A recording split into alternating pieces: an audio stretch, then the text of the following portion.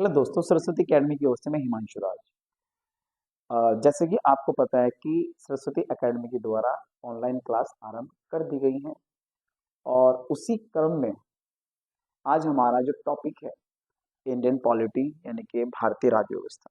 मैं कोशिश करूंगा कि इसको कंप्लीट 2 क्लास में बिल्कुल फिनिश कर दिया जाए और ये स्पेशल क्लास आगामी परीक्षा Uttar Pradesh constable, UP SI, SSC GD और रेलवे संबंधित एग्जाम्स के लिए हम डेप्थ में नहीं जाएंगे। ऊपर ऊपर से इंडियन पॉलिटी को कवर करेंगे जितना आपके एग्जाम के लिए इनफ है। ठीक है, आइए हम इस पे बात करते हैं। इंडियन पॉलिटी, ये क्लास मैं आपको बताना चाहता हूँ पहले कि ये क्लास डेली 8 से 9:30 लाइव होती है मेरे भाई। तो सरस्वती एकेडमी से जुड़े जितने भी अभ्यर्थी हैं और जिनको ये क्लास अच्छी लग रही है, तो सरस्वती एकेडमी के ऑफिशियल चैनल को सब्सक्राइब करना है, शेयर करना है। यदि आप लोगों का सपोर्ट रहा तो हम ऑनलाइन भी अच्छा करेंगे जिस तरह से हमने ऑफलाइन में किया।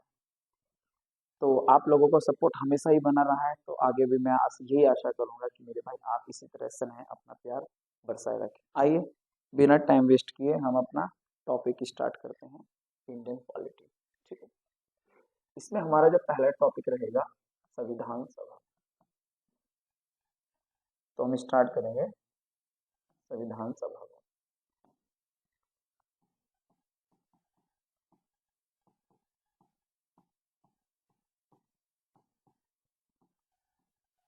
Constitution assembly. ठीक है, ऊपर ऊपर से जितना भी हमारा क्वेश्चन बनता है सब हम कवर करते हुए चलते रहेंगे। सबसे पहले संविधान सभा का विचार हमें समझना है। संविधान सभा का विचार सर्वप्रथम किसके द्वारा दिया गया था? एम रॉय द्वारा। ठीक है, कब दिया गया था? 1934। और एक बात याद रखनी है,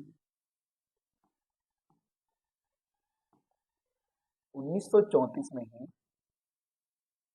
1934 में ही स्वराज पार्टी द्वारा स्वराज पार्टी द्वारा संविधान सभा का विचार प्रस्तुत किया गया। ठीक है, ये 2 बार किया। संविधान सभा का जो विचार था सबसे पहले रॉय द्वारा दिया गया था 1934 में, और 1934 में ही स्वराज पार्टी ने संविधान सभा का विचार प्रस्तुत किया था।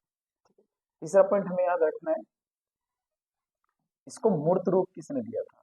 संविधान सभा को मूर्त रूप कहा था मेरे भाई पीटी नेहरू ने। और इसी से संबंधित एक बात हमें और याद रखनी है कि 1938 में पीटी नेहरू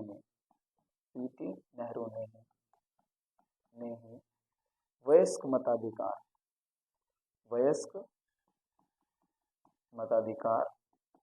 के आधार पर संविधान सभा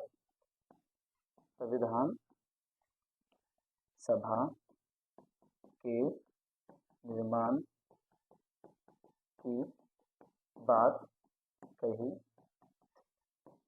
इतनी बात हमारी समझ में आ जानी चाहिए। संविधान सभा का जो विचार है सबसे पहले रॉय के द्वारा दिया गया था, और पार्टी में हमें याद रखना है मेरे भाई स्वराज पार्टी 1934। संविधान सभा को मूर्त किसने कहा था? पीटी नेहरू ने। और 1938 में ही पीटी नेहरू के द्वारा वयस्क मताधिकार के आधार पर संविधान सभा के निर्माण की बात कही गई थी। यहाँ तक कि संविधान सभा का विचार किसने किया था और मेरे भाई इसको मूर्त रूप किसने कहा था। नेक्स्ट,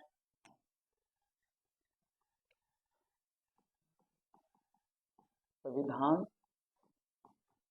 सभा संबंधी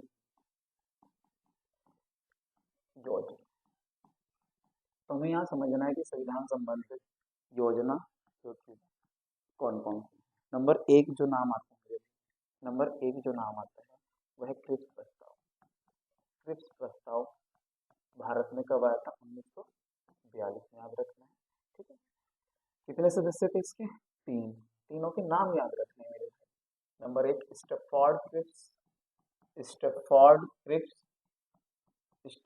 क्रिप्स। दूसरा हमें नाम याद रखना है पैथिक लॉरेंस, और तीसरा नाम याद रखना है हमें एवी अलेक्जेंडर, एवी अलेक्जेंडर, अलेक्जेंडर। तो ये तीन व्यक्तियों के नाम हमें याद रखने हैं।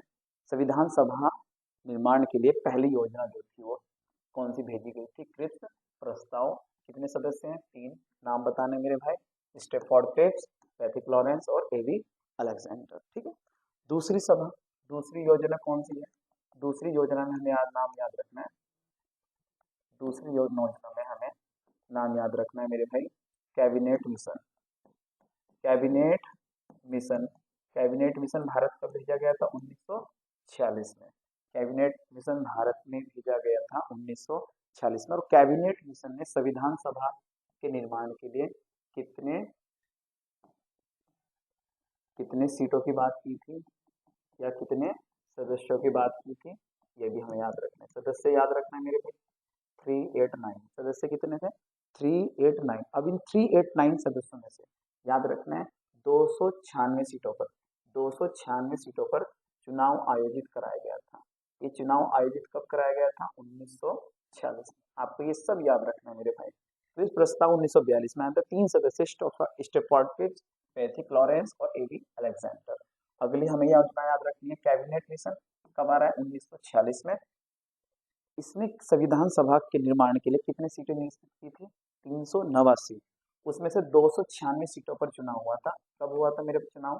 1946 में। तो सीटें कितनी है? 389। उसमें से चुनाव कितने पर हो रहा है? चुनाव हो रहा है मेरे भाई 1946 में, और चुनाव हो रहा है 200, चुनाव हो रहा है मेरे भाई 296 सीटों पर। चुनाव कितनी सीटों पर आयोजित किया गया था? 296 सीटों पर। इन 296 सीटों में, इन 296 सीटों में 208 सीटें जो थी वो कांग्रेस के पक्ष में गई। ठीक है। और 73 सीटें किसके पक्ष में गई मेरे भाई? मुस्लिम लीग के पक्ष में गई, हमें याद रखना है। और 15 सीटें आपको याद रखना है अन्य थी, 15 सीटें आपको याद रखना है अन्य थी। ठीक। टोटल सीटें कितनी थी? 389। चुनाव 1946 में कितने सीटों पर चुनाव आयोजित कराया गया था? 296 पर। कांग्रेस के पास कितनी है? 208। मुस्लिम लीग के पास कितनी है? 73। और अन्य सीटें कितनी है? 15। अन्य सीटें कितनी है? 15। ठीक है। नेक्स्ट, एक बार जरा इसको रिवाइज कीजिए।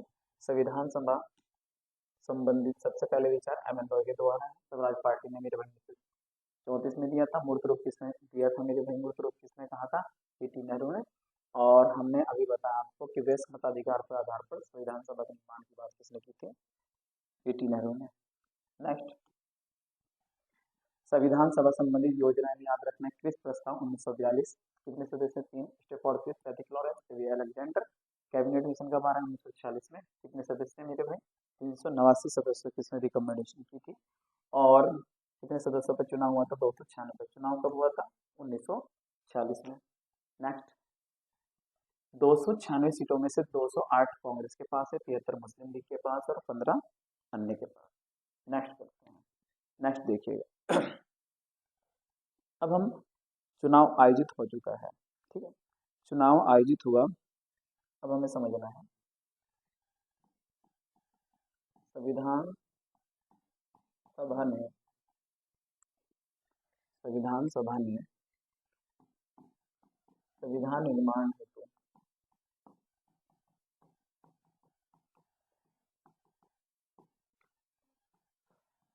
संविधान निर्माण हेतु समितियां बनाई 13। ठीक है। संविधान सभा ने संविधान निर्माण हेतु कितनी समितियों का निर्माण किया था? 13। 13। इन 13 को हमें याद नहीं करना। इन 13 में से कुछ कुछ समितियां हमें बिल्कुल याद नहीं चाहिए। नंबर 1, जैसे कि नंबर 1 संचालन समिति। संचालन समिति, इसको हेड कौन कर रहे हैं? राजेंद्र प्रसाद। इसको हेड कौन कर रहे हैं? राजेंद्र प्रसाद। दूसरी क्या याद रखनी है? संघ समिति, संघ समिति और केंद्रीय समिति, केंद्रीय समिति। इनको हेड कर रही कौन? पीटी नेहरू। ठीक है। नेक्स्ट हमें याद रखनी है प्रांतीय समिति, प्रांतीय समिति, प्रांतीय समिति को हेड कौन कर रहे थे? पटेल। नेक्स्ट याद रखनी है झंडा समिति, झंडा समिति को कौन हेड कर रहे थे? जेबी कृपलानी, जेबी कृपलानी। और एक नेक्स्ट याद रखनी है मूल अधिकार, मूल अधिकार संबंधित, मूल अधिकार संबंधित समिति, मूल अधिकार संबंधित समिति को कौन हेड कर रहे थे? जेबी कृपलानी। और हमें एक याद रखनी है मेरे भाई, संघ समिति, प्रांतीय समिति, झंडा समिति, मूल अधिकार समिति, ठीक है। संचालन समिति को कौन हेड कर रहे हैं? राजेंद्र प्रसाद। संघ समिति को कौन हेड कर रहे हैं? मेरे भाई पीटी नेहरू। प्रांतीय समिति को कौन हेड कर रहे हैं? सरदार वल्लभ भाई पटेल। झंडा समिति को कौन हेड कर रहे हैं? जेबी कृपलानी। और मूल अधिकार को भी मेरे भाई कौन हेड कर रहे हैं? जेबी कृपलानी, जेबी कृपलानी, ठीक है। इतनी बात हमारी समझ में आता है। और एक सबसे इम्पोर्टेंट जो समिति थी, आइए अब इस पर चर्चा करते हैं, क्या थी सबसे इम्पोर्टेंट समिति? हम करेंगे प्रारूप समिति, सबसे लास्ट में लेंगे हम प्रारूप समिति, यानी कि drafting committee, drafting committee, drafting committee कीजिएगा, ड्राफ्टिंग कमेटी कीजिएगा, ड्राफ्टिंग कमेटी, प्रारूप समिति या ड्राफ्टिंग कमेटी, ठीक है। इसका गठन याद रखना है आपको, 29 अगस्त 1947। इसको हेड करने वाले व्यक्ति हैं doctor B R Ambedkar, doctor B R Ambedkar, ठीक है। गठन है 29 अगस्त 1947 और अध्यक्ष कौन है? Doctor B R Ambedkar. सदस्य याद रखने हैं इसके, सदस्य पहले इसका कार्य क्या था मेरे भाई? संविधान का प्रारूप तैयार करना। क्या कार्य है? संविधान का प्रारूप तैयार करना। दोबारा सुनिएगा, गठन कब हो रहा है? 29 अगस्त 1947 में गठन है। अध्यक्ष कौन है? Doctor B R Ambedkar. और कार्य क्या है? संविधान का प्रारूप तैयार करना, एक ड्राफ्ट बनाना संविधान का, ये काम प्रारूप समिति को सौंपा गया था, ठीक है। इसके सदस्य याद रखने हैं आपको, टोटल सदस्य कितने हैं? 7। टोटल सदस्य कौन है? 7। नंबर 1 अम्बेडकर, नंबर 2 याद रखना है मेरे भाई गोपाल स्वामी, गोपाल स्वामी अयंगर। तीसरा नाम याद रखना है कृष्ण स्वामी अय्यर, कृष्ण स्वामी अय्यर। चौथा नाम याद रखना है मोहम्मद, मोहम्मद शादुल्ला, मोहम्मद शादुल्ला, ठीक है। पांचवा नाम इसमें याद रखना है के एम मुंशी, के एम मुंशी। छठा नाम याद रखना है इसमें एन माधवराव, एन माधवराव। और सातवां नाम याद रखना है इसमें T T Krishnamachari, T T Krishnamachari, ठीक है। ड्राफ्टिंग कमेटी इंपॉर्टेंट है, एग्जाम में खूब पूछी जाती है। स्थापना याद रखनी है 29 अगस्त 1947। कार्य याद रखना है एक संविधान का ड्राफ्ट बनाना है और इसको हेड करने वाले कौन है? Doctor B R Ambedkar, doctor B R Ambedkar, ठीक है। सदस्य कितने हैं? टोटल 7। अम्बेडकर कौन कर क्या है मेरे बहन के? हेड, अम्बेडकर हेड है। दूसरे व्यक्ति हैं गोपाल स्वामी अयंगर। तीसरे व्यक्ति कौन है? कृष्ण स्वामी अय्यर। चौथे कौन है? मोहम्मद शादुल्ला। पांचवे कौन है? के एम मुंशी। और मेरे भाई छठे कौन है? एन माधवराव। सातवें कौन है? T T Krishnamachari. Clear? आगे बढ़ते हैं।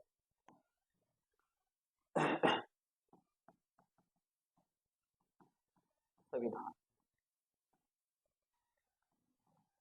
अंगीकार कब किया गया? अब चूंकि ड्राफ्ट का काम जो है प्रारूप समिति के पास चला जा चुका है, ड्राफ्टिंग कमेटी के पास, तो इस संविधान को अंगीकार कब किया जाएगा? 26 नवंबर 1949, 26 नवंबर 1949 में। आपको क्या याद रखना है? हस्ताक्षर कितने के हुए थे? हस्ताक्षर 284 सदस्यों द्वारा हुए थे, 284 सदस्यों द्वारा है हस्ताक्षर, ठीक है। मूल संविधान आपको डायरेक्ट याद रखना है, मूल संविधान आपको डायरेक्टली याद रखना है 395 अनुच्छेद, 395 अनुच्छेद याद रखने हैं। 8 अनुसूचियां याद रखनी है,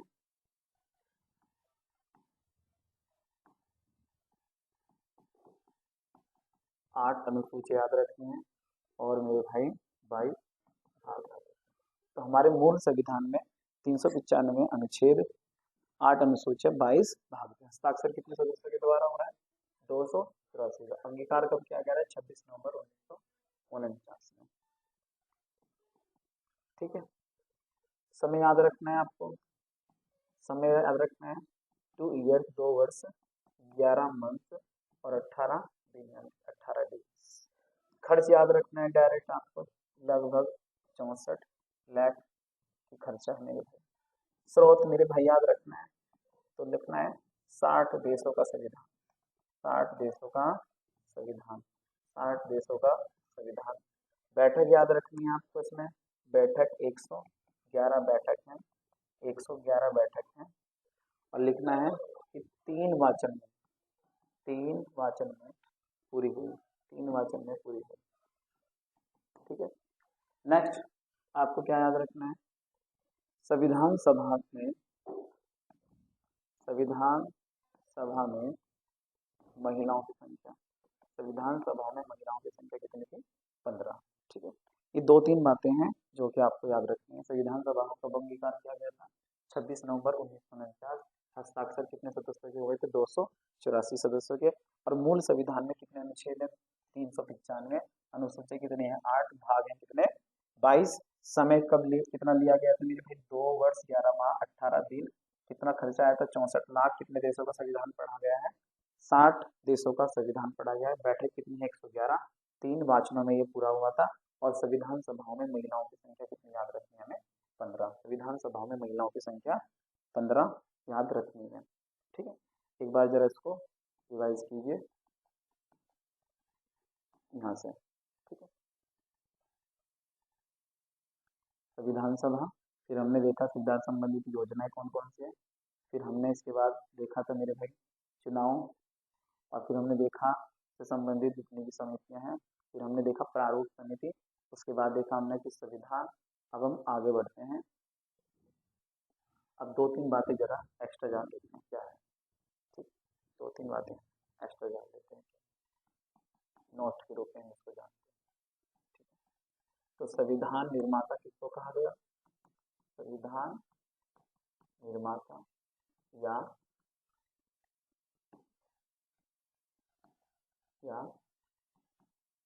आधुनिक मनु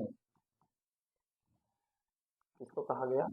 डॉक्टर BR अम्बेडकर। ठीक है। एक चीज बात याद रखनी है। नेक्स्ट बात, नेक्स्ट बात आपको क्या याद रखनी है? नेक्स्ट बात ये याद रखनी है मेरे पास, इस संविधान पर, संविधान पर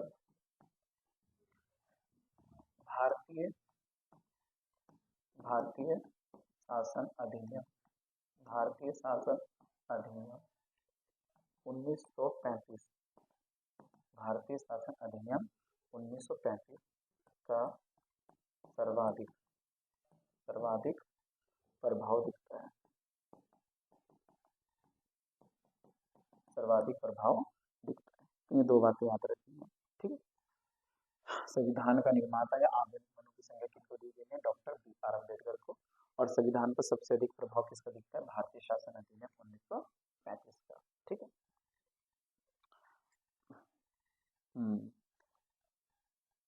ओके, नेक्स्ट देखिए, नेक्स्ट आगे बढ़ते हैं।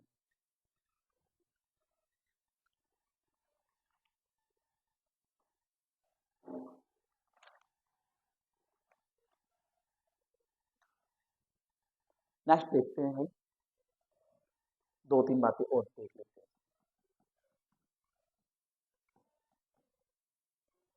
राष्ट्रीय ध्वज, राष्ट्रीय ध्वज हमने कब स्वीकार किया था? 22 जुलाई 1947 याद रखना है। और इसके अलावा हमें याद रखना है राष्ट्रीय गान एंड राष्ट्रीय गीत, राष्ट्रीय गान और राष्ट्रीय गीत याद रखना है। 24 जनवरी 1950, 24 जनवरी 1950, 24 जनवरी 1950। ठीक है। ये 2 फैक्ट्स हैं। और एक राष्ट्रमंडल की सदस्यता, राष्ट्रमंडल की सदस्यता हमने कब ग्रहण की थी? तो ये 3 फैक्ट्स हैं जो कि आपको फिर याद रखने हैं। राष्ट्रीय ध्वज कब स्वीकार किया गया था? 22 जुलाई 1947 में। राष्ट्रीय गान, राष्ट्रीय गीत 24 जनवरी 1950। और राष्ट्रमंडल की सदस्यता याद रखनी है 1949। ठीक है, तो तीनों फैक्ट एग्जाम में पूछे जाते हैं। अब आगे बढ़ते हैं, नेक्स्ट देखते हैं संविधान के स्रोत। संविधान के स्रोत, ठीक है ना, सोर्स ऑफ कॉन्स्टिट्यूशंस। आइए अब इनको समझते हैं अच्छी तरह से क्या है संविधान के सोर्स। नंबर एक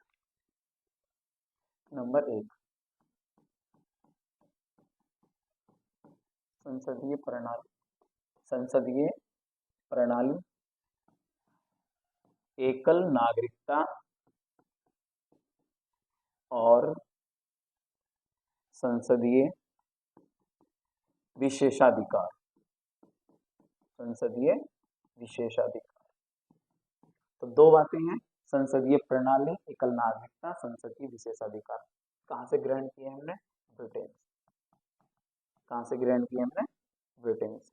ठीक है, संसदीय प्रणाली, एकल नागरिकता, संसदीय विशेषाधिकार कहां से लिया गया है? ब्रिटेन से। दूसरा, नेक्स्ट, मूल अधिकार, मूल अधिकार, फंडामेंटल राइट्स एंड न्यायिक न्यायिक पुनरावलोकन। न्यायिक पुनरावलोकन, जुडिशियल रिव्यू। ठीक है ना। नेक्स्ट, राष्ट्रपति पर महाभियोग एंड उपराष्ट्रपति का प्रावधान। ये कहां से लिया गया है? संयुक्त राज्य अमेरिका यानी कि यूएसए।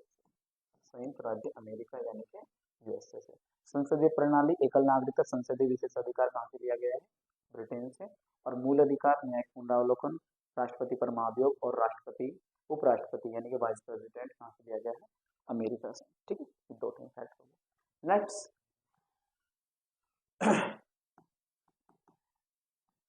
शक्तियों का विभाजन।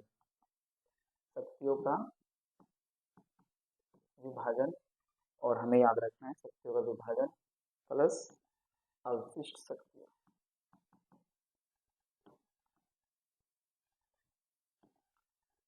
नेक्स्ट याद रखना है अवशिष्ट शक्तियां। शक्तियों का विभाजन और अवशिष्ट शक्तियों का प्रावधान आया है हमारा कनाडा। कहाँ से आया? कनाडा से। संसदीय प्रणाली, एकल नागरिकता, संसदीय विशेषाधिकार कहाँ से? ब्रिटेन से। और मूल अधिकार, न्यायिक पुनरावलोकन, राष्ट्रपति पर महाभियोग, उपराष्ट्रपति का प्रावधान कहाँ से लिया है? अमेरिका से। और याद रखना है शक्तियों का विभाजन, अवशिष्ट शक्तियों का प्रावधान कहाँ से लिया गया है? कनाडा से। नेक्स्ट, संविधान संशोधन की प्रक्रिया। संविधान संशोधन की प्रक्रिया, आर्टिकल भी रटना है अच्छी तरह से। कौन से आर्टिकल में बेटा? 368 में। संविधान संशोधन की प्रक्रिया किसमें? 368 में। और कहां से लिए हमने? दक्षिण अफ्रीका से। दक्षिण अफ्रीका से। नेक्स्ट, समवर्ती सूची। समवर्ती सूची, समवर्ती सूची और संयुक्त बैठक। संयुक्त बैठक, समवर्ती सूची और संसद की संयुक्त बैठक। संसद संयुक्त बैठक कहाँ है? आर्टिकल 108 में। कहाँ से ली गई है? ऑस्ट्रेलिया। कहाँ से ली गई है? ऑस्ट्रेलिया। आइए जरा एक बार इसको क्या कर लेते हैं फटाफट। संसदीय प्रणाली कहाँ से? ब्रिटेन। एकल नागरिकता ब्रिटेन से। संसदीय विशेषाधिकार ब्रिटेन से। मूल अधिकार यूएसए से। न्यायिक पुनरावलोकन यूएसए से। राष्ट्रपति पर महाभियोग यूएसए से। उपराष्ट्रपति यूएसए से। शक्तियों का विभाजन कनाडा से। अवशिष्ट शक्तियां कनाडा से। संविधान संशोधन की प्रक्रिया दक्षिण अफ्रीका से। समवर्ती सूची और संयुक्त बैठक ऑस्ट्रेलिया से। ठीक है, क्लियर? आगे बढ़े, देखिए नेक्स्ट, आपातकाल यानी कि इमरजेंसी का प्रावधान। इमरजेंसी का प्रावधान हमारा आया है जर्मनी। आपातकाल यानी कि इमरजेंसी का प्रावधान हमारा कहाँ से आया है? जर्मनी से। ठीक है, नेक्स्ट, स्वतंत्रता समानता, स्वतंत्रता, समानता, बंधुत्व। स्वतंत्रता, समानता, बंधुत्व।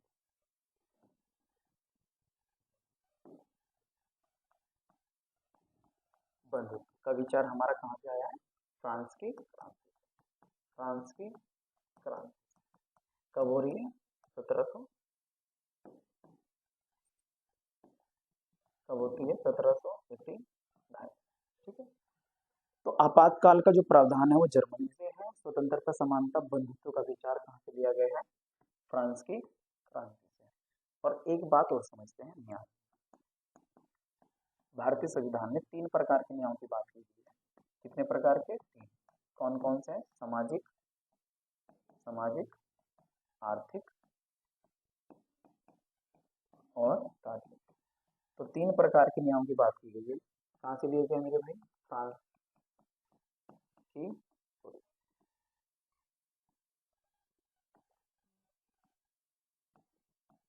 बोल्शेविक क्रांति। बोल्शेविक क्रांति।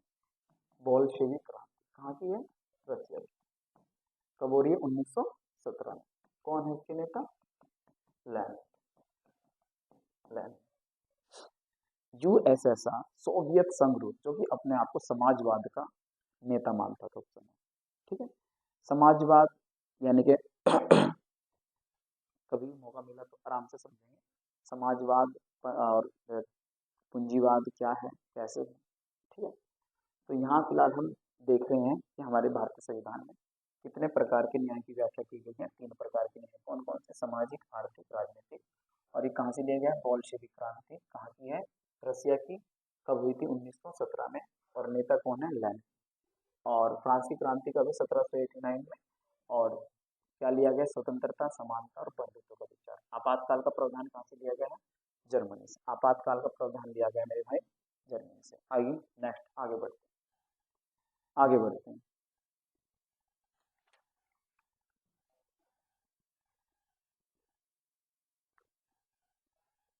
अभी स्टार्ट करते हैं भाई आगे प्रस्तावना। प्रस्तावना को देखते हैं आराम से। क्या है प्रस्तावना? आई होप कि यहाँ तक अच्छी तरह से समझ में आया हो। और मैं प्लीज आप सभी से रिक्वेस्ट करना चाहता हूँ कि अगर ये चीज आपके लिए जो मैं आपको पढ़ा रहा हूँ, मेरा क्योंकि पॉलिटिक्स समय लगती है, मैं कोशिश कर रहा हूँ कि इसको 2 क्लास में कंप्लीट करा दिया जाए। तो अगर मैं इतना कर रहा हूँ तो आपसे एक निवेदन है, इस क्लास को ज़्यादा से ज़्यादा शेयर कर दीजिए और सब्सक्राइब कर दीजिए। आप लोगों को सहयोग रहा तो मेरे भाई हम भी जन जन तक पहुंचने का प्रयास करेंगे। और इसमें सिर्फ और सिर्फ आप ही हमारी हेल्प कर सकते हो। तो बड़ी ही आशा है आप लोगों से। और अगर ये क्लास अच्छी लग रही है तो उसको लाइक कर दो भाई, और इसको ज़्यादा से ज़्यादा शेयर कर दीजिए। ठीक है। आइए इतना हमने आगे पढ़ लिया है, इसको आगे लेके चलते हैं।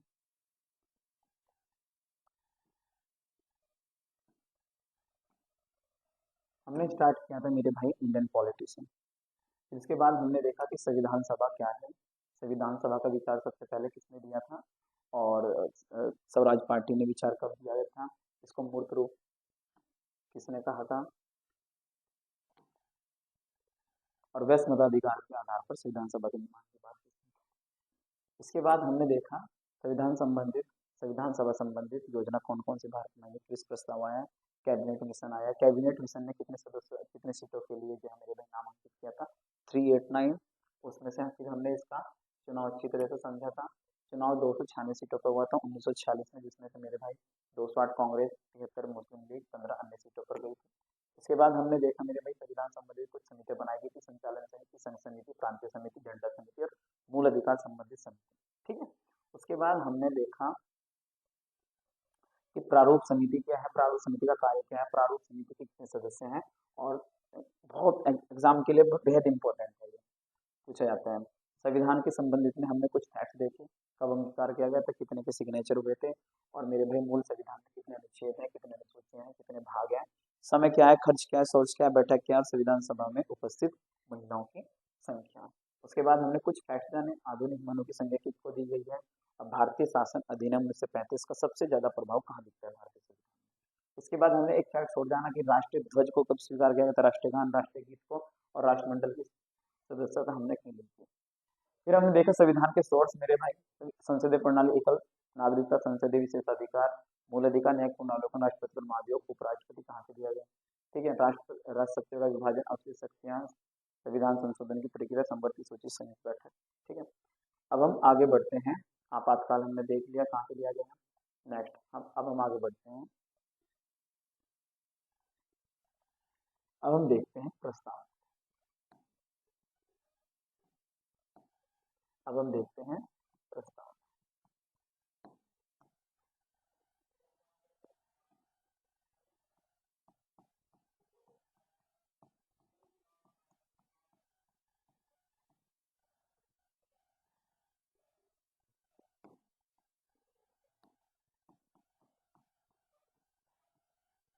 प्रियम्बल। ठीक है, प्रस्तावना यानी कि प्रियम्बल क्या है। देखो इसको ना ऐसे समझो, आप मार्केट में कोई भी किताब लेने के लिए जाते हो तो सबसे पहले उस पूरी किताब को पढ़ने से पहले आप उसका पहला पेज पढ़ते हैं, क्योंकि उस पहले पेज में क्या लिखा रहता है, किताब का क्या सोर्स है, किताब का उद्देश्य क्या है, और किताब में किस चीज का उल्लेख किया हुआ है। तो इन सब का जो लेखा जोखा है, जब हम छोटे से रूप में जिसको हम देखते हैं पूरी बुक का एक सारांश। ठीक है, अब मार्केट में कोई भी बुक जाएगा तो सबसे पहले उसका पहला पेज पढ़ेंगे तो उससे समझ में ये आता है कि हम जो किताब पढ़ने वाले हैं उसमें क्या लिखा है, उसका उद्देश्य क्या है, उसका सोर्स क्या है, और इससे हम पढ़कर हमें क्या सीखने को मिलेगा मेरे। तो प्रस्तावना, प्रियम्बल भी मेरे भाई कुछ उसी प्रकार है। क्या है, पूरे संविधान का लेखा जोखा। जब हम पूरे संविधान को एक छोटा सा रूप दे दिया जाए उसी को हम कहेंगे प्रस्तावना यानी कि प्रियम्बल। उसी को कहेंगे हम प्रस्तावना यानी कि प्रियम्बल। ठीक है, तो क्या है मेरे भाई, संविधान का आदर्श,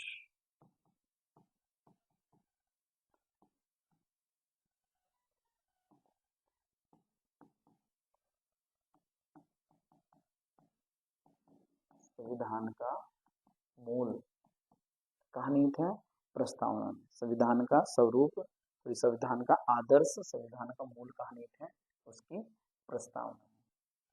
हमें पूरे संविधान को पढ़ने के बजाय अगर हम प्रस्तावना को समझ लेते हैं तो हमारी समझ में बेहतर ज्यादा आ जाएगी कि हम संविधान में क्या पढ़ने वाले हैं। इस प्रस्तावना, यह प्रस्तावना 1946 में पीटी नेहरू द्वारा, पीटी नेहरू द्वारा प्रस्तुत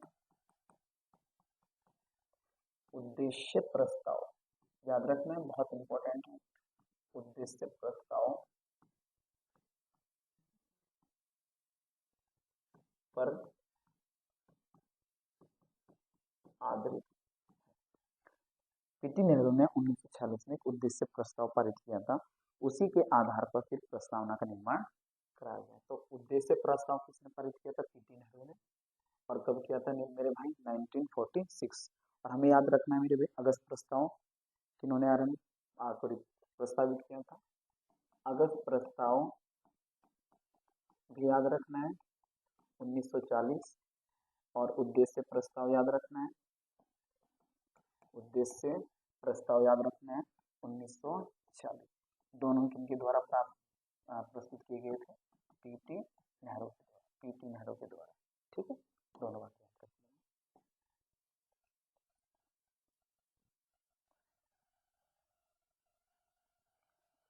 तो प्रस्तावना क्या है, संविधान का आदर्श है, संविधान का मूल है, किस पर आधारित है, पीटी नेहरू द्वारा 1946 में प्रस्तुत किए गए उद्देश्य प्रस्ताव पर आधारित है। ठीक है, क्या बताती है प्रस्तावना, कहती है प्रस्तावना का उद्देश्य है ये बताना कि संविधान का स्रोत क्या है, संविधान का स्वरूप क्या है, और संविधान का आदर्श क्या है। इन सभी बातों का उल्लेख कौन करती है, भारत की प्रियम्बल। ठीक है, उन सभी बातों का उल्लेख कौन करती है? प्रियम्बल। तो प्रस्तावना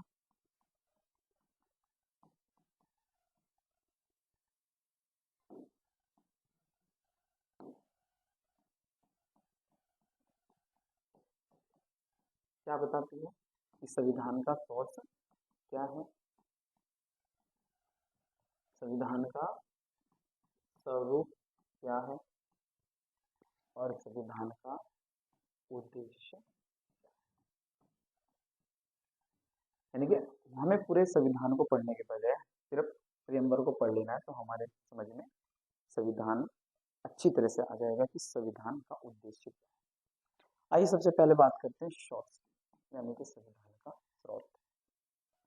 हम प्रियम्बल पढ़ते हैं तो सबसे पहले हम क्या लिखते हैं? हम भारत के लोग, हम भारत के लोग, यानी कि we the people of India, we the people of India, यानी कि हम भारत के लोग भारत को संप्रभु, अखंडता, पंथ निरपेक्ष राज्य घोषित करते हैं। यानी कि हम भारत के लोग, द पीपल ऑफ इंडिया, हम ही हैं मेरे भाई जो इस पूरे संविधान की शक्ति का सोर्स है। क्योंकि हम चाहे मेरे भाई कुर्सी पे बैठे उस ताऊ को, यानी कि मेरे प्रधानमंत्री को हटा सकते हैं, और हम ही हैं मेरे भाई जिसकी वजह से आज, ठीक है, एक चाय बेचने वाला भी प्रधानमंत्री की कुर्सी पर बैठे। तो ये पावर किसकी है? जनता की। इसलिए कहा जाता है कि डेमोक्रेसी में, लोकतांत्रिक राज्य में जनता ही शक्ति का मेन सोर्स होता है। ये बातें नॉर्थ कोरिया में लागू नहीं हो। नॉर्थ कोरिया में किम जोंग भाई साहब इतना मारेगा, अगर सोचा भी किसी ने प्रधानमंत्री मेरे भाई राष्ट्रपति बनने के बारे में। ये सिर्फ संभव डेमोक्रेसी में ही है, ठीक है। तो इस देश में, जिस देश में मेरे भाई डेमोक्रेसी होती है, वहां शक्ति का सोर्स कौन होते हैं? उस देश की जनता, यानी कि इसलिए प्रियम्बल जब स्टार्ट होती है तो वहां पे लिखा आता है मेरे भाई हम भारत के लोग, यानी कि द पीपल ऑफ इंडिया। तो हमें एक लाइन में याद रखना है मेरे भाई, हमें एक लाइन में याद रखना है, शक्ति का सोर्स क्या है? शक्ति का स्रोत क्या है? भारतीय भारतीय जनता, भारतीय जनता, यानी कि आम जनता, ठीक। नेक्स्ट, स्वरूप। भारतीय संविधान का स्वरूप कैसा है मेरे भाई? संप्रभु। भारतीय संविधान कैसा है? संप्रभु है, सॉवरेन है। हम सॉवरेन है, लेकिन हम 1947 से पहले मेरे भाई सॉवरेन नहीं थे। सॉवरेन का मतलब है जब हम, हमारे ऊपर कोई दबाव ना हो, हम स्वतंत्र हों अपने निर्णय लेने। आजादी से पहले हमारे निर्णय कौन लेती थी मेरे भाई? अंग्रेज सरकार। लेकिन 47 के बाद जब हम आजाद हो रहे हैं तो हम निर्णय खुद ले रहे हैं, हमारे ऊपर किसी का प्रेशर नहीं। यूक्रेन वॉर हो रहा है तो हमने खुले मेरे भाई अपना जो है विचार प्रकट किया। इसराइल वॉर हुआ तो हमने खुल के प्रकट किया मेरे भाई विचार। अभी जिस तरह से मेरे भाई कनाडा के प्रधानमंत्री का हमारे खिलाफ एक कह सकते हैं कि कमेंट आया था, एक बहुत गंदा कमेंटमेंट था वो, तो उसका भी हमने विरोध किया क्योंकि हम संप्रभु हैं, हम सॉरी। और सबसे बढ़िया एग्जाम्पल मेरे भी आप लोगों के घर का है। भाई साहब, आप अगर आज घर पे जाके बोल दें कि मुझे XYZ पसंद है, घर वाले इतने लठ मारेंगे, तो मेरे भाई आप अपने घर में ही सो रहे हैं, आप अपने घर में आजाद नहीं हो, आप स्वतंत्र रूप से विचार रखने के लिए जो है मेरे भाई स्वतंत्र नहीं हो। कब मेरे भाई आप संपूर्ण हो जाएंगे? जब आप अपने ताऊ, पापा, मम्मी के सामने बोल देंगे कि मुझे XYZ पसंद, तो आप स्वतंत्र हो, आप अपना विचार प्रकट कर सकते हो। तो संप्रभु का मतलब समझ में आया? तो भारत एक संप्रभु राज्य है क्योंकि हमारे ऊपर किसी का दबाव नहीं है, हम अपना विचार स्वतंत्र रूप से प्रकट कर सकते हैं। नेक्स्ट, पंथ निरपेक्ष। भारत एक सेक्युलरिज्म, भारत में सेक्युलरिज्म है, भारत एक सेक्युलर स्टेट है। सेक्युलरिज्म का मतलब है मेरे भाई राज्य का कोई धर्म नहीं है, हमारा कोई राष्ट्रीय धर्म नहीं है, हम किसी स्पेशल किसी जो है धर्म को प्रोत्साहित नहीं करते। जैसे अगर आप पाकिस्तान को देखेंगे अपने छोटे भाई को, तो वहाँ हम देखते हैं पूरा का पूरा इस्लामिक स्टेट। अगर हम अरब कंट्रीज की तरफ जाते हैं तो वहाँ दिखते हैं हम पूरा का पूरा इस्लामिक कंट्री। लेकिन हम जब भारत को देखते हैं तो हम भारत को कहते हैं पंथ निरपेक्ष, हम पंथ निरपेक्ष हैं। हम किसी भी विशेष धर्म को जो है प्रोत्साहित नहीं करेंगे और किसी विशेष धर्म के पक्ष में खड़े नहीं। नेक्स्ट, लोकतंत्र। भारतीय संविधान का स्वरूप कैसा है? लोकतंत्र। लोकतंत्र का मतलब मेरे भाई डेमोक्रेसी, यानी कि लोगों का तंत्र, आम आदमियों का एक सिस्टम। ये भारत मेरे भाई उस देश में रहने वाले जनता से बना है। ये भारत संसद से, उच्च न्यायालय से नहीं बना है, उस देश में रहने वाले आम जन से मिलकर मेरे भाई इस लोकतंत्र का निर्माण हुआ है, यानी कि लोगों का तंत्र। तो साधारण भाषा में अगर हम समझे लोकतंत्र का मतलब जनता का शासन, जनता के लिए शासन और जनता के द्वारा। जनता का शासन मेरे भाई, आज अगर प्रधानमंत्री मोदी जी बैठे हैं गद्दी पे मेरे भाई पीएम की, तो कल मेरे भाई होंगे आम जनता की। कल को आप में से कोई मेरे भाई प्रधानमंत्री बनेगा, राष्ट्रपति बनेगा, राज्यपाल बनेगा, मेरे भाई आईएएस ऑफिसर बनेगा। तो डेमोक्रेसी में सब संभव है। जनता का शासन, जनता के लिए शासन, जनता के द्वारा शासन। क्योंकि मेरे भाई इस देश में शक्ति का सोर्स कौन है? भारतीय जनता। तो क्या याद रखना है लोकतंत्र में मेरे भाई? जनता का शासन, जनता का शासन। लोकतंत्र का मतलब क्या होता है? जनता का शासन, जनता के लिए शासन, जनता के द्वारा शासन। नेक्स्ट, गणतंत्र। भारत एक रिपब्लिक स्टेट है, भारत एक संप्रभु स्टेट है, भारत एक पंथनिरपेक्ष राज्य है, भारत एक लोकतंत्र राज्य है मेरे भाई, भारत एक गणतंत्र राज्य है, रिपब्लिकन।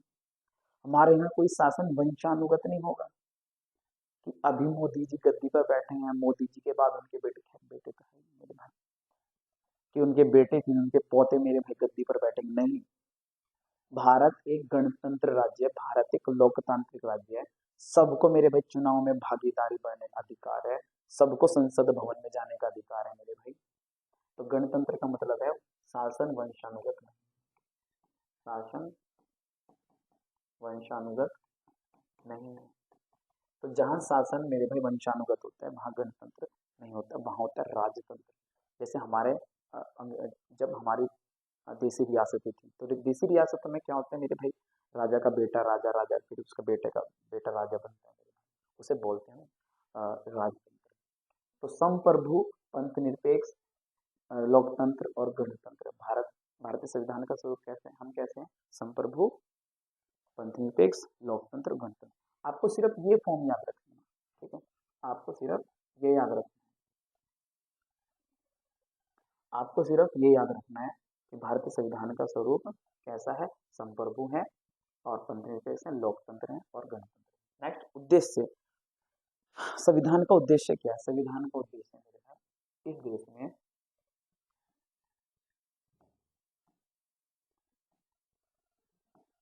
संविधान का उद्देश्य क्या है? लोकतांत्रिक राज्य की स्थापना करना। लोकतांत्रिक, वेलफेयर, सबका भला मेरे भाई, किसी स्पेशल व्यक्ति का भला नहीं, सबका भला। सॉरी,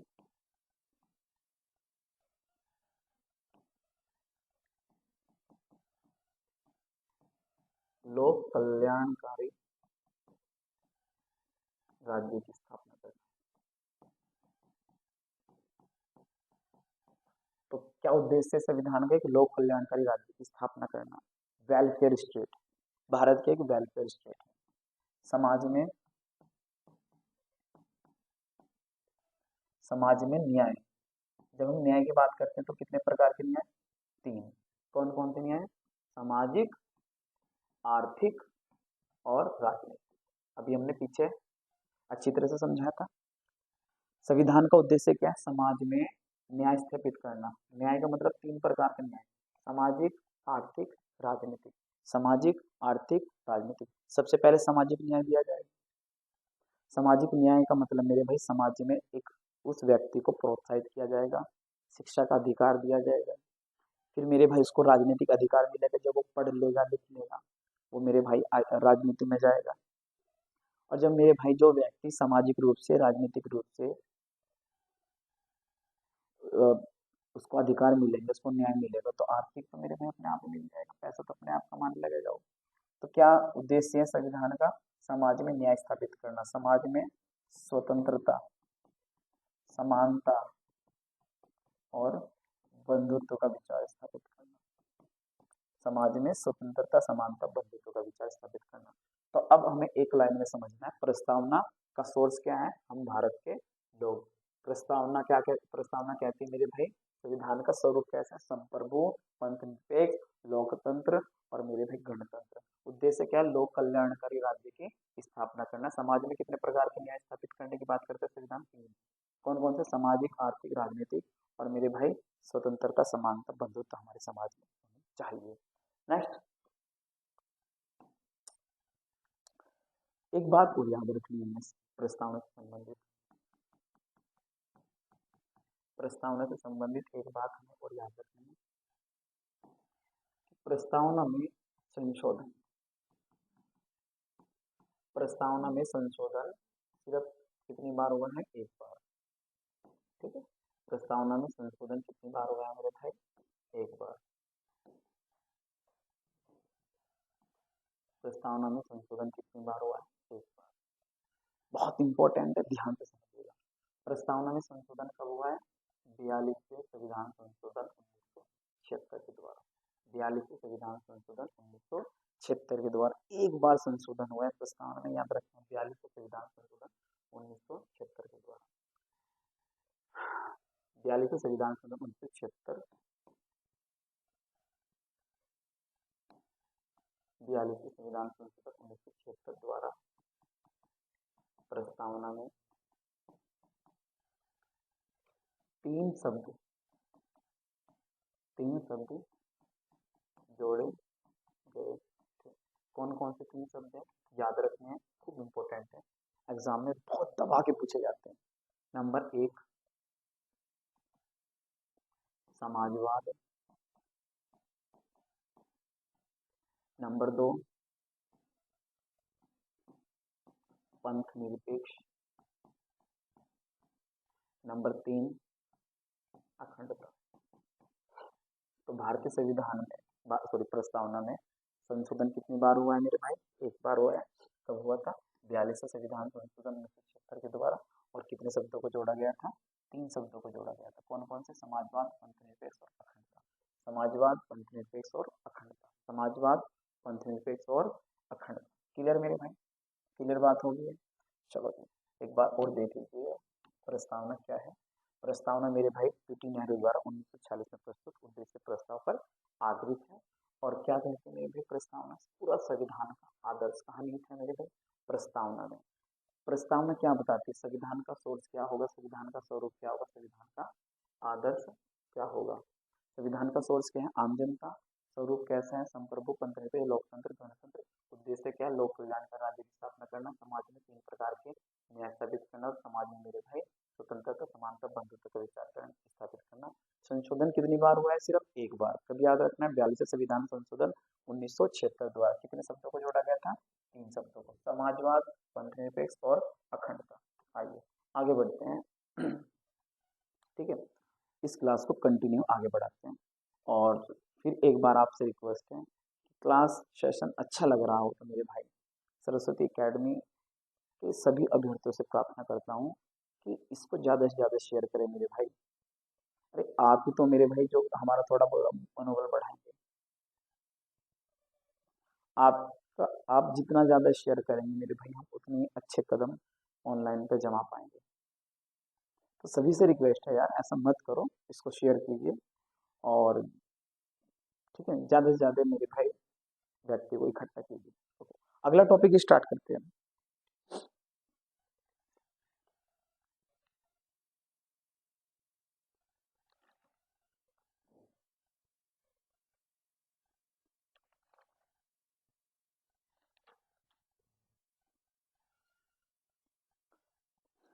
देखिए भाई, आगे बढ़ते हैं अब क्लास में और हेडिंग लगाते हैं।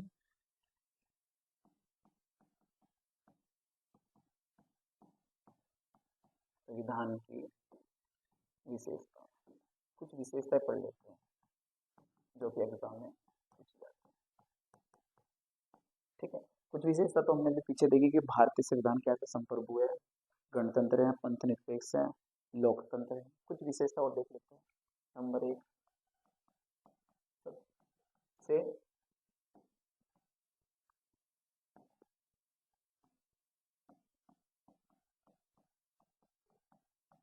सबसे बड़ा एवं लिखित संविधान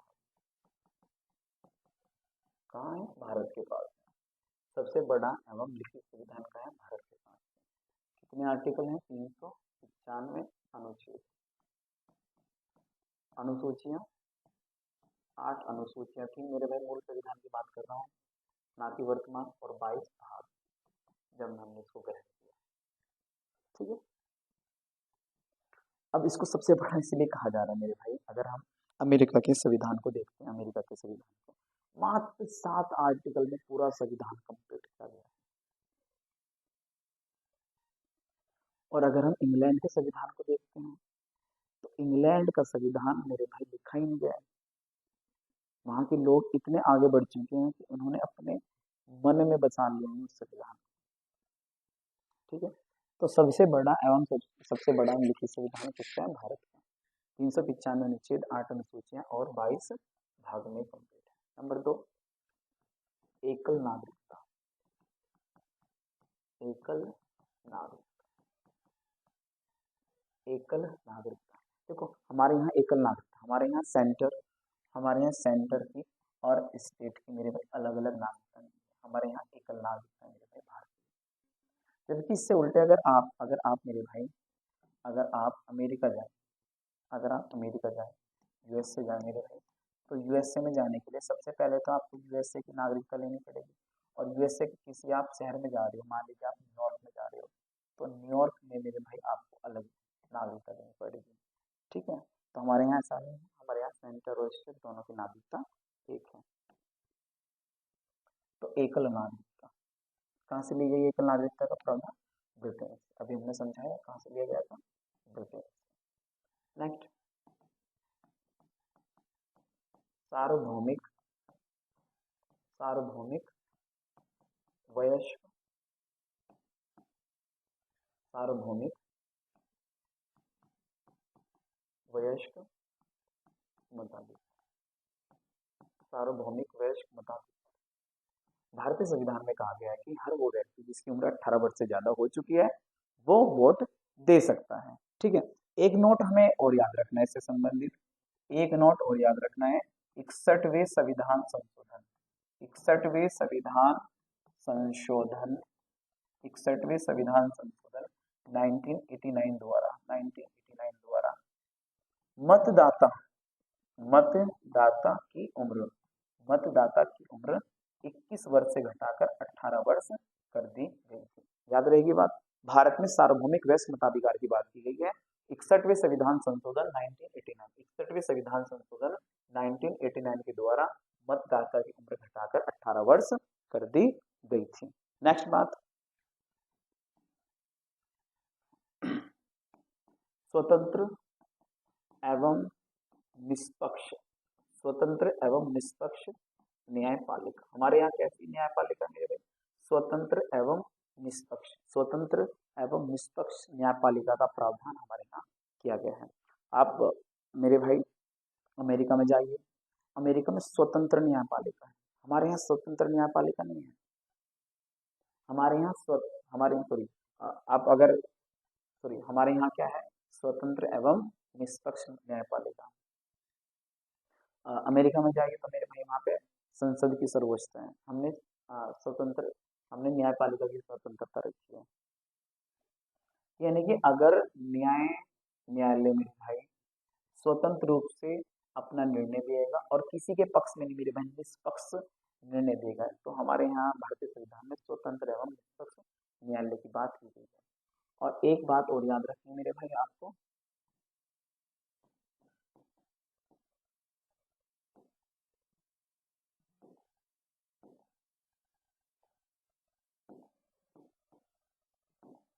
नेक्स्ट में याद रखना संसदीय प्रणाली। संसदीय प्रणाली तो भारत में पार्लियामेंट सिस्टम चलता है, लोकसभा, राज्यसभा। ठीक, तो क्या याद रखना संविधान की विशेषता में? सबसे बड़ा अमेरिकी संविधान है, एकल नागरिकता, सार्वभौमिक वयस्क मताधिकार और निर्भय स्वतंत्र एवं निष्पक्ष न्यायपालिका संसदीय प्रणाली। हमारे यहाँ लोकसभा राज्यसभा का सिस्टम है। ठीक है, हमारे यहाँ पार्लियामेंट सिस्टम चलता है। दो नोट्स याद रखने हैं इसके बाद, दो नोट याद रखते हैं इसके बाद। दो नोट हमें क्या याद रखते हैं मेरे भाई? नंबर 1 याद रखना है भारतीय संविधान, भारतीय संविधान ना तो अमेरिका की तरह, ना तो अमेरिका की तरह कठोर, ना ही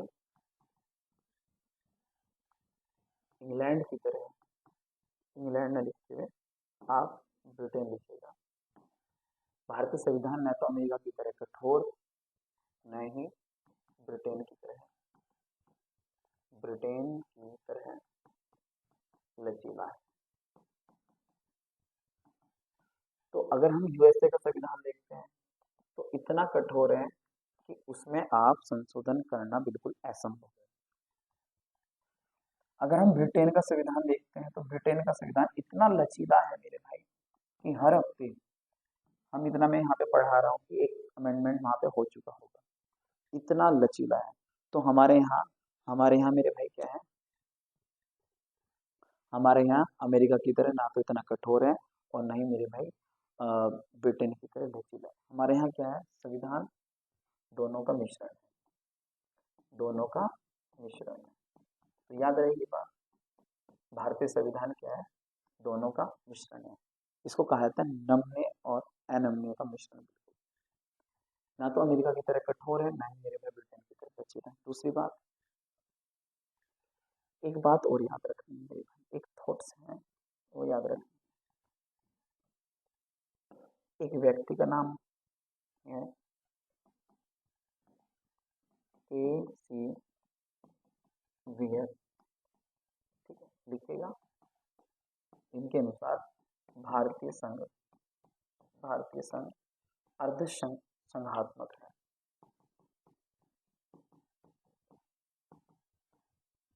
ठीक है, तो ये कोर्ट एग्जाम में खूब पूछा जाता है, तो इसको याद रखेगा। भारतीय संघ अर्ध संघात्मक है, किसने कहा था? के.सी. Wear, KC. वियर। तो भारतीय संविधान न तो अमेरिका की तरह कठोर है, नहीं ब्रिटेन की तरह लचीला है। याद रखना है दोनों का मिश्रण है। और भारतीय संघ अर्ध संघात्मक है, किसने कहा था?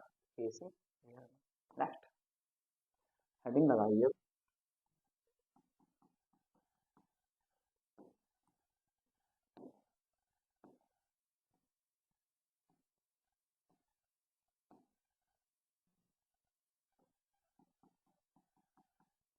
भारतीय संघ व उसके राज्य, भारतीय संघ एवं उसके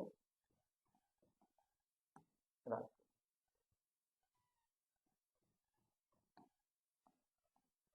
भारतीय संघ एवं उसके राज्य। अब इनको समझते हैं। तो दोस्तों हमें याद रखना है सबसे पहले अनुच्छेद 1 क्या कहता है? अनुच्छेद 1 भारत या इंडिया, भारत या इंडिया राज्यों का संघ होगा।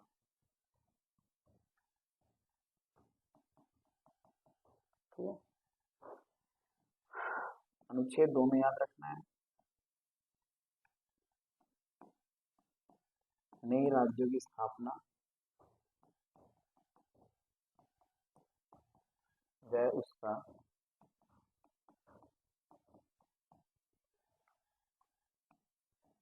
संघ में शामिल होना। नए राज्यों की स्थापना और उसका संघ में शामिल होना। ठीक है, यानी कि अगर हम किसी राज्य को संघ में शामिल करना चाहते हैं तो कौन सा आर्टिकल में इसको उल्लेख किया गया है? दूसरे में।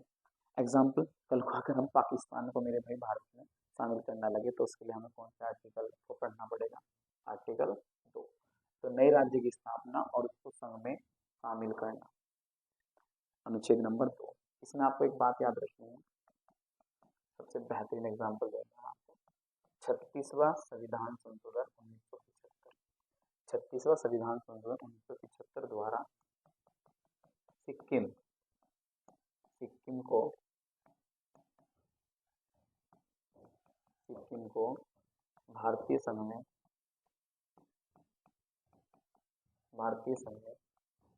शामिल किया गया। ठीक है, 36वें संविधान संशोधन 1975 द्वारा सिक्किम को भारतीय संघ में शामिल किया गया। आपको एक बात और याद रखनी है सिक्किम के बारे में। सिक्किम में पहले चोग्याल वंश का शासन था। चोग्याल वंश का शासन था सिक्किम में पहले। किसका शासन था? चोग्याल वंश। तो अनुच्छेद नंबर 1 में क्या है? राज्यों का संघ। भारत या इंडिया राज्यों का संघ होगा। अनुच्छेद 2 में क्या याद रखना है? नए राज्यों की स्थापना व उनको संघ में शामिल करना। और मेरे भाई नोट में याद रखना है 36वें संविधान संशोधन 1975 में सिक्किम को भारत में संघ में शामिल किया गया था। नेक्स्ट,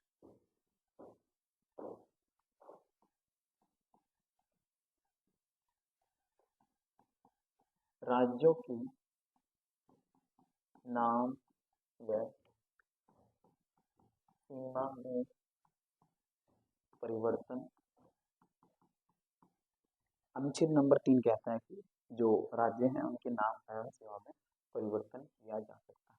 लेकिन आपको एक बात याद रखनी है, राज्यों के नाम एवं सीमा में परिवर्तन करने का जो अधिकार है एकमात्र किसको है मेरे भाई?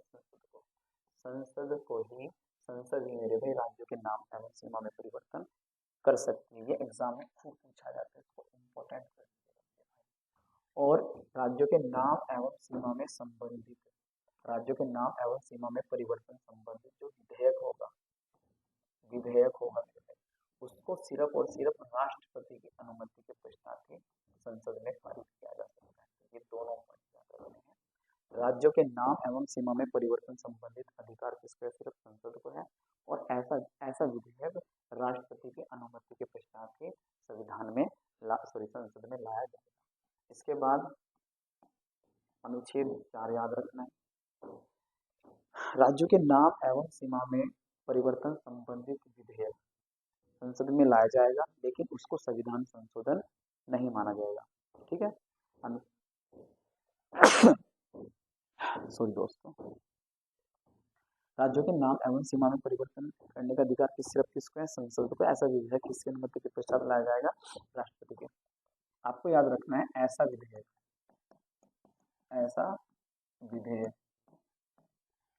यानी कि जो राज्यों के नाम सीमा में परिवर्तन करता है, ऐसा विधेयक, चलो पूरे लिख देते हैं, ऐसा विधेयक जो राज्य के नाम व सीमा में परिवर्तन करता है। अनुच्छेद 368 के तहत संविधान संशोधन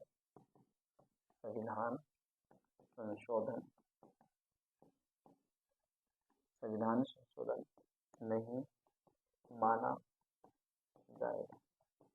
याद रहेगी। ऐसा विधेयक जो राज्य के नाम सीमा परिवर्तन करते हैं अनुच्छेद 368 के तहत संविधान संशोधन नहीं माना जाएगा। तो अभी हमने देखा अनुच्छेद 1 क्या है? राज्यों का संघ होगा। भारत क्या राज्यों का संघ होगा। अनुच्छेद 2 में हमने क्या बात करी? नए राज्यों की स्थापना व इनको संघ में शामिल करना। जैसे सिक्किम को हमने 36वें संविधान संशोधन 1975 के द्वारा भारतीय संघ में शामिल किया गया था। पहले किसका शासन था मेरे भाई? चोग्याल वंश का। नेक्स्ट हमने देखा अनुच्छेद 3 में क्या है? राज्यों के नाम एवं सीमा में परिवर्तन। ऐसा विधेयक राष्ट्रपति की अनुमति के पश्चात लाया जा सकता है, और ऐसा करने का अधिकार सिर्फ किसको है? संसद को है। ऐसा विधेयक जो राज्यों के नाम सीमा में परिवर्तन करता है उसको संविधान संशोधन नहीं माना जाएगा।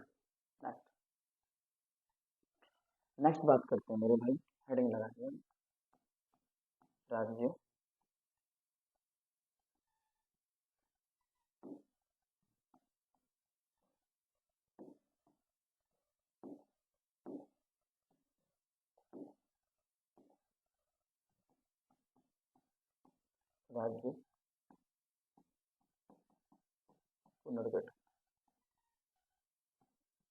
पुनर्गठन।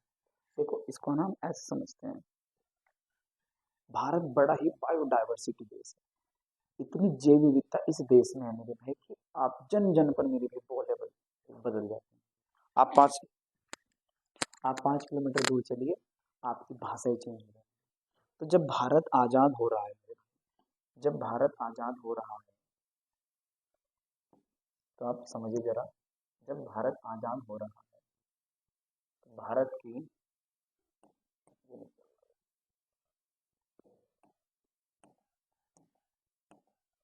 तो भारत की आजादी के समय मेरे भाई, भारत की आजादी के समय स्थिति ऐसी है कि पूरा भारत भाषा के आधार पर लड़ रहा है। पूरा भारत भाषा के आधार पर लड़ रहा है। ठीक है, इधर मेरे भाई बंगाली लड़ रहे हैं, इधर मेरे भाई राजस्थानी लड़ रहे हैं, इधर गुजराती लड़ रहे हैं, और नीचे मेरे भाई दक्षिण भारत का सर छूता कभी रहा है। क्योंकि दक्षिण भारत में अगर आप ये देखोगे तो दक्षिण भारत में राजनीति सारी मेरे भाई भाषा को लेकर है। तमिल वाले कन्नड़ को पसंद नहीं करते, कन्नड़ वाले मेरे भाई मलयालम वाले को पसंद, वहां पर मेरे भाई लड़ाइयाँ ही मात्र भाषाओं के आधार पर होती है। हमारे यहाँ उत्तर नॉर्थ इंडिया में अगर आप होगे, तो नॉर्थ इंडिया में अगर हम बात करें तो नॉर्थ इंडिया में जातिवाद को लेकर लड़ाई है नहीं, साउथ में मेरे भाई भाषा को लेकर कन्नड़ वाला बिल्कुल भी मलयालम को पसंद नहीं करेगा, मलयालम वाला मेरे तमिल वाले को पसंद नहीं। वहाँ की राजनीति का जो मेन सोर्स है ना मेरे भाई आधार, वो भाषा ही है। आपने वहाँ की पार्टियों के नाम सुनिएगा, टीएमसी, द्रविड़ मुड़गम मेरे भाई, उनका आधार ही भाषाएं हैं। ठीक है, तो भारत बना, जब भारत बना मेरे भाई, तो हमारे यहाँ राज्यों की संख्या थी 27। लेकिन भाषा के आधार पर झगड़ा स्टार्ट हो गया, भाषा के आधार पर झगड़ा स्टार्ट हुआ, और सबसे पहला झगड़ा उठा थे दक्षिण भारत में, दक्षिण भारत में झगड़ा स्टार्ट हुआ। ठीक, झगड़ा स्टार्ट हुआ दक्षिण भारत में। तो अभी भाषा के आधार पर जो राज्यों के गठन की मांग की जा रही थी सरकार से, अब उनके बारे में समझना है, क्योंकि अब समय थोड़ा सा कम है, तो मैं थोड़ा सा इसको ऊपर ऊपर से लेके चलूंगा।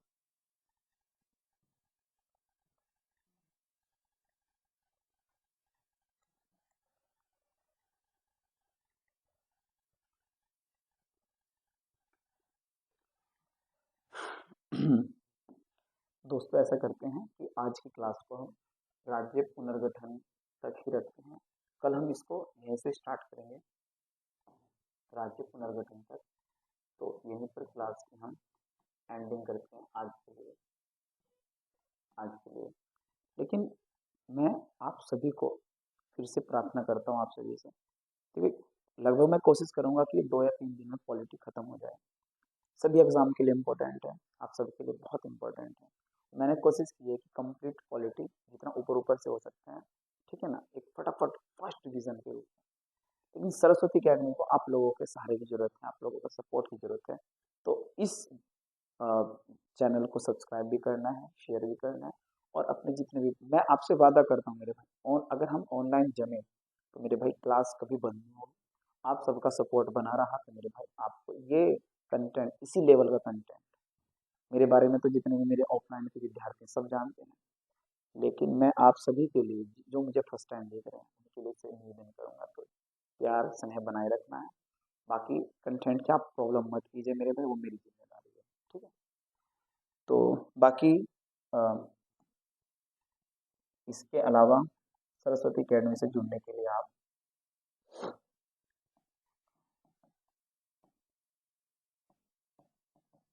हमारे जो ऑफिस नंबर है उस पर भी संपर्क कर सकते हैं। क्लास से संबंधित कोई प्रॉब्लम हो, या बैचेस से संबंधित हमारी कोई प्रॉब्लम हो, ठीक है ना, जितना भी हमारे बैचेस वगैरह चलते हैं, बैच से संबंधित कोई प्रॉब्लम हो, क्लास से संबंधित कोई प्रॉब्लम हो, नोट से संबंधित कोई प्रॉब्लम हो, तो आप हमारे ऑफिस नंबर पर भी संपर्क कर सकते हैं। अभी जो हमारे ऑफलाइन बैचेस चले हुए हैं सरस्वती अकेडमी में, वो मॉर्निंग, हमारे अभी जो बैचेस चले हुए हैं मैं आपको बताना चाहता हूँ।